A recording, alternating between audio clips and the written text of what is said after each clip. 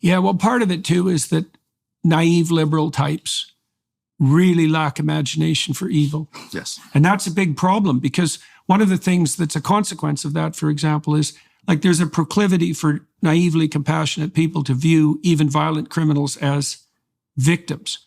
And the reason for that is, imagine that you're trying to understand the motive for a violent crime.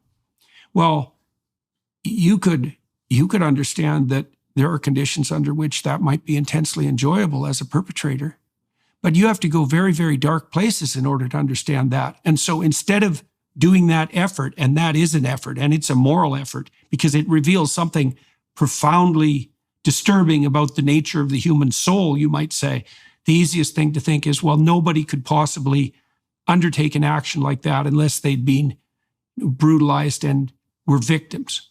And so then you fall into the pathology of feeling sorry for the truly sadistic psychopaths, and that's a really bad strategy, right? I mean, the really dark sadistic actors, they weaponize that compassion in a second. It's part of the pathology. And modern naive liberal people, especially if they're young, they have no idea. They have no idea about it. They don't want to have any idea about any of that. This is where I think you should force them to watch Israel's October 7th video, where you see 2,000, at least, psychopaths with that capability, who for whatever, rape is not resistance, right?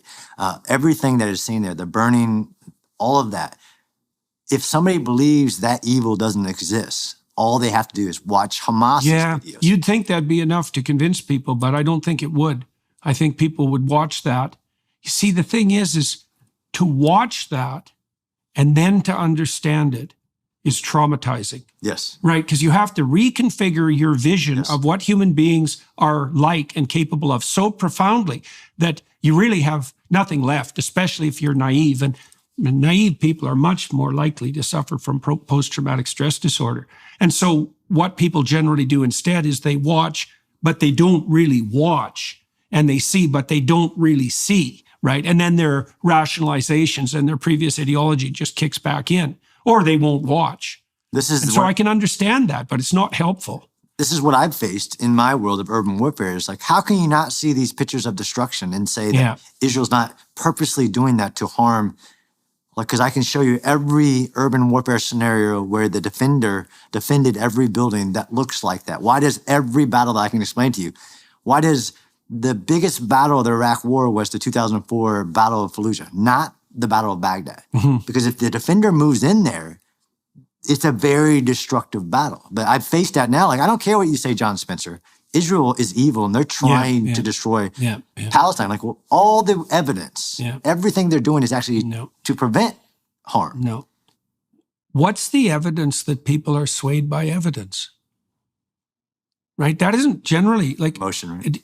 Well, people, the more naive people are and the more ignorant they are, the more they view the world through lenses of radical simplification. And one of the most simplified lenses is victimizer narrative. And it's perfect because you can explain everything with it. You can explain history. You can explain economic relations. You can explain the family. You can explain the relationships between men and women and parents and children. It's all power.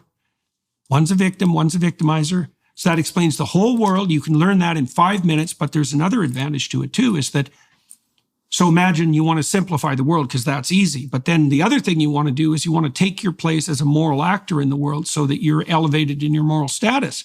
Well, if you've identified the victim properly, all you have to do is announce your allyship with the victim, and now you're the Messiah. And so the victim-victimizer narrative is the perfect hyper-simplification, both conceptually and morally. And that's what's promulgated on university campuses in the name of education. It's like, well, everything's a victim-victimizer dynamic. That's the power thesis of the postmodernists, let's say. It's the power thesis of the Marxists. Yeah. You just view it through a lens of power, identify the oppressed, ally yourself with them. All your existential and conceptual problems are solved, right? Unbelievably pernicious.